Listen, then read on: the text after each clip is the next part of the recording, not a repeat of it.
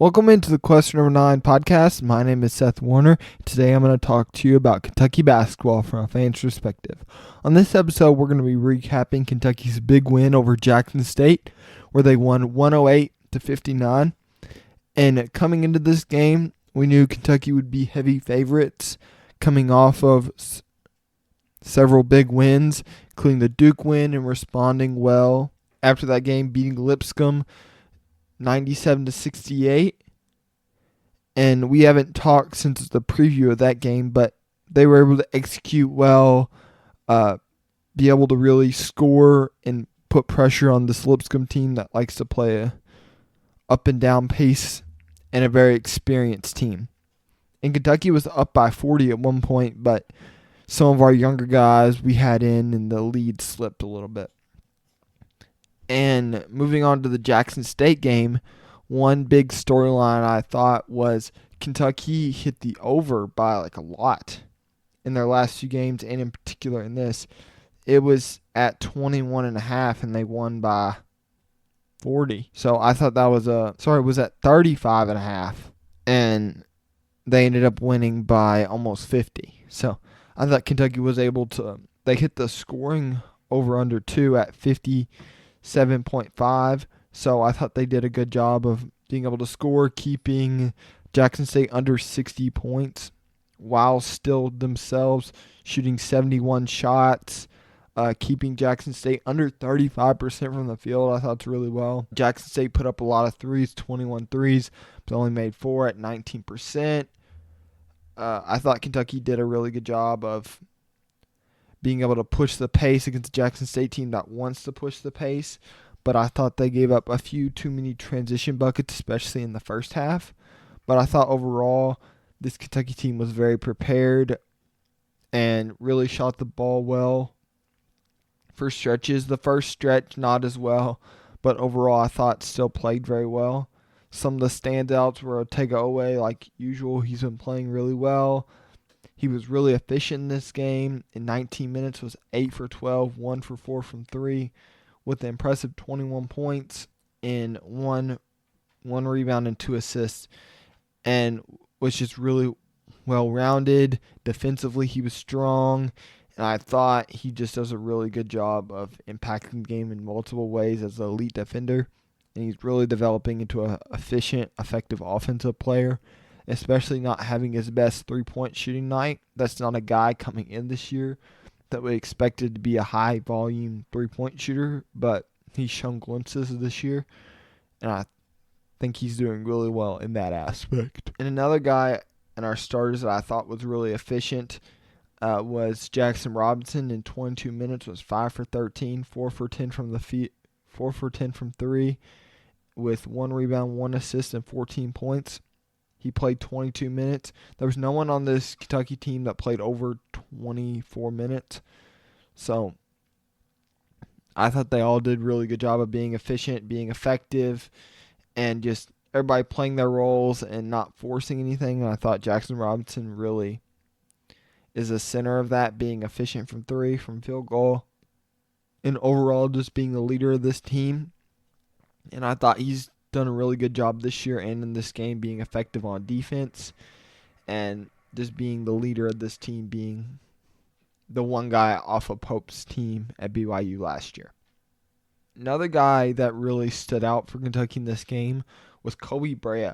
Kobe Brea in 23 minutes was 8 for 11, 5 for 8 from 3, with 2 rebounds in 22 minutes. Was really effective from 8 for 11 from the field and 5 for 8 from 3.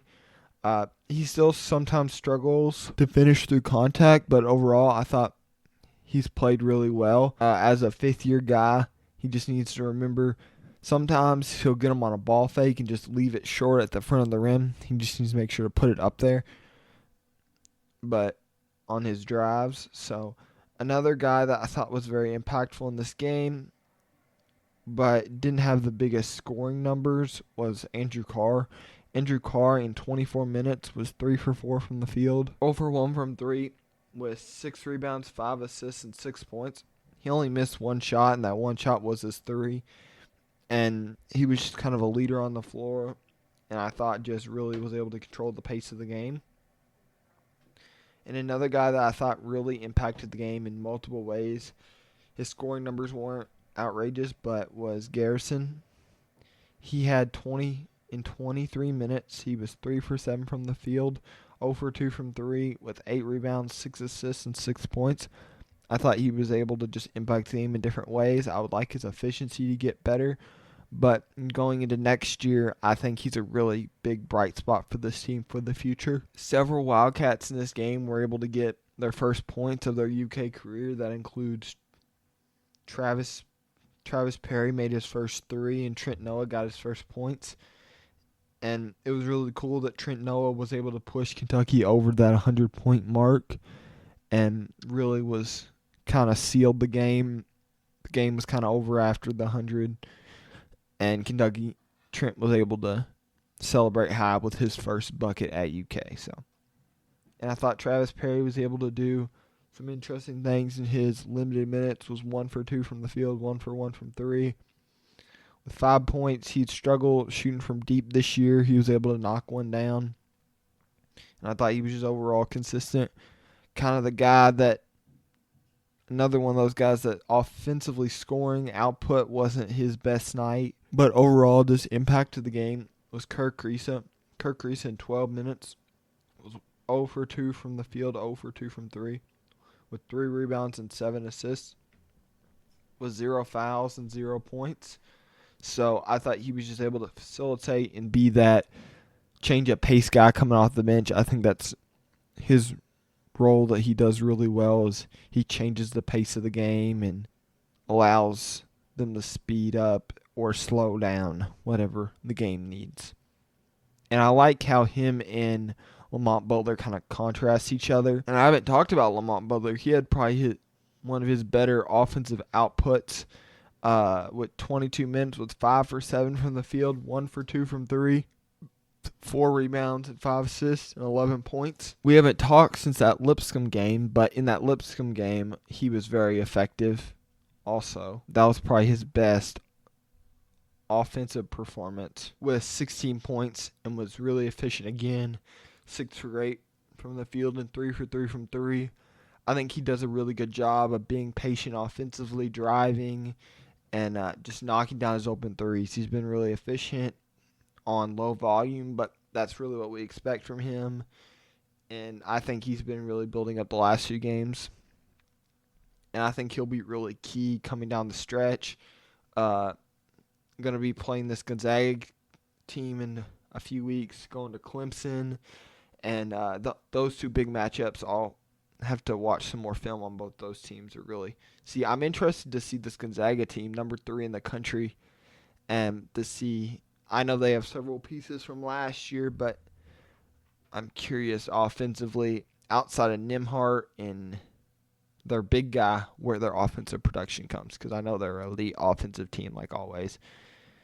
And I'm curious to see St. John's today lost to Georgia. I'm recording this on Sunday, so they lost, and St. John's lost to Baylor. I'm curious to see, as the season progresses, how good everybody is, and everybody's kind of figuring out where they are in the standings and who's the top dog and what the different tiers in college basketball are. But I feel comfortable where Kentucky is, and just going into this into November stretch, just trying to build with these lesser opponents.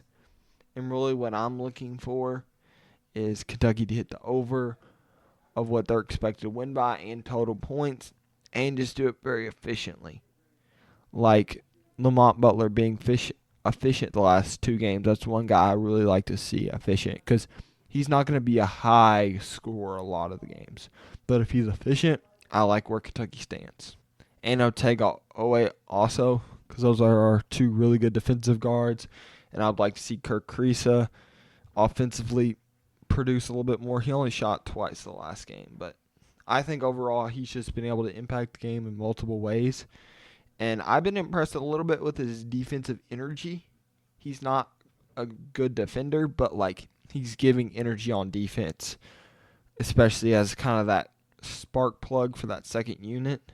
He lacks some physicality on that end, but I thought overall he was able to do some really good things on that end. And that's all from the Question Number 9 podcast. My name is Seth Warner. You can find us at Question Number 9 on Instagram and Twitter, aka X. And please like and subscribe on this video, and I will see you later this week after the Western game to recap that and see how that goes, playing the hometown Western team, and if Kentucky can go get the win against a 3-2 Western team that's a in-state team, and see if Kentucky can get a clean sweep in the BBN Invitational and keep on going into Georgia State in November and get into some of our tougher games. And that's all, and I will see you next time.